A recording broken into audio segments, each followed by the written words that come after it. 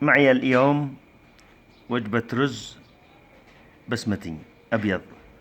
معي هنا 4 إلى 5 بصلات حمراء ناعمة مقطعة. معي هنا تقريبا شي 4 ملاعق ملح. معي هنا هيل، قرفة، قرنفل، زر. معي هنا بهارات ميكس مجموع، ورشة خفيفة كما ترونها أجيناموتو مرقة.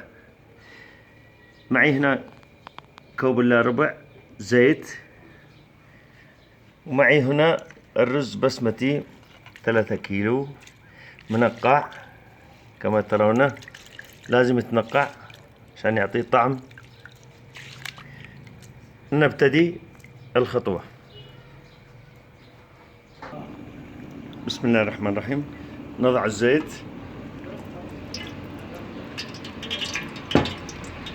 ثم البصل،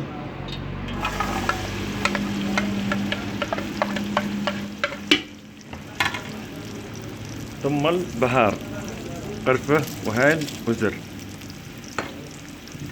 نعمل عملية تكشين حتى يحمر. البصل صار عندي محمر جاهز. الآن بضيف له المية، مقدار 2 لتر مية. ممكن أضيف له نصف لتر.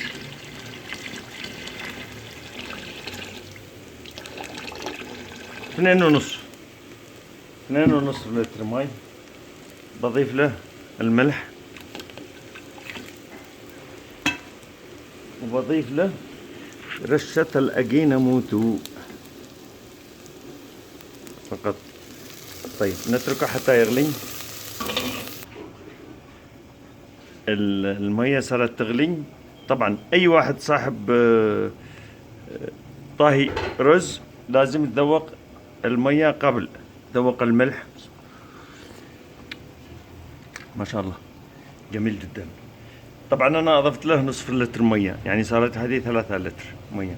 الآن الرز عندي جاهز هنا في المشخل. الرز جاهز بالمشخل. الآن بضيفه بالقدر أو بالطنجرة.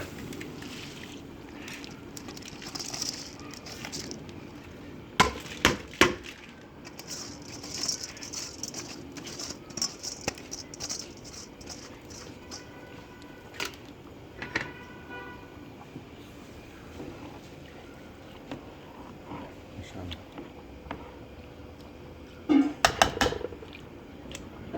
لاحظ المية، يعني مقدار بنانة ونص، بنانتين المية.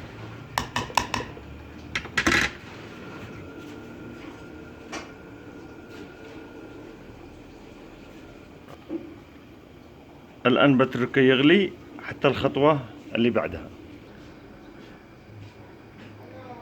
الآن أضفنا له، بنعمله رز بسمتي مع الزبيب البلدي. أضفنا له زبيب بلدي حتى يعطي له طعم ولون وشكل جميل جدا. الخطوة اللي بعدها. الآن لاحظ أن المية بدأت تخف. بضيف لها الآن 3/4 الزبيب.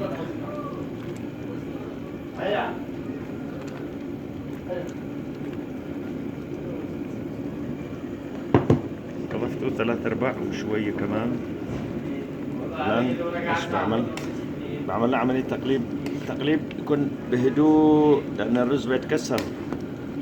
الملعقة لازم تكون عريضة.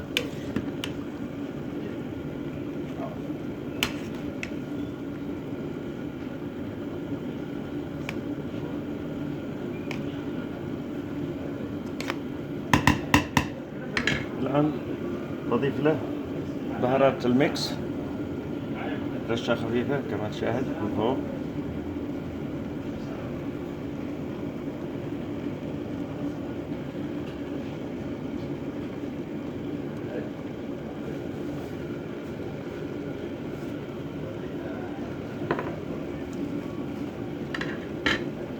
ضيف له رشة زبيب.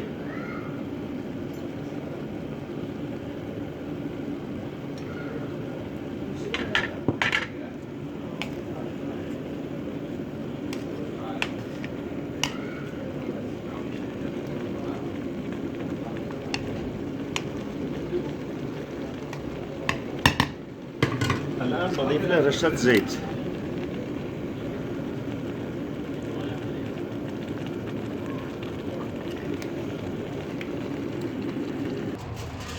الآن بعمل عملية تغطية للرز. لاحظ شلون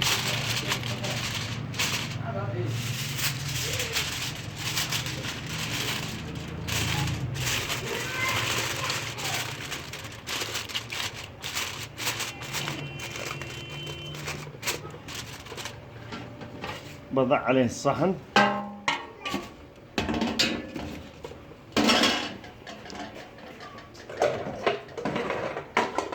بضع عليه ثقالة. ايش من نوع؟ انا معي مقالي ثقالات بضعهم بهذا الشكل. ومن ثم الان انا قد خفضت الحرارة. لاحظ الان بتركه لمدة نصف ساعة على هذا الحرارة، ومن ثم نشوف النتائج فيما بعد. انتهت المدة 45 دقيقة.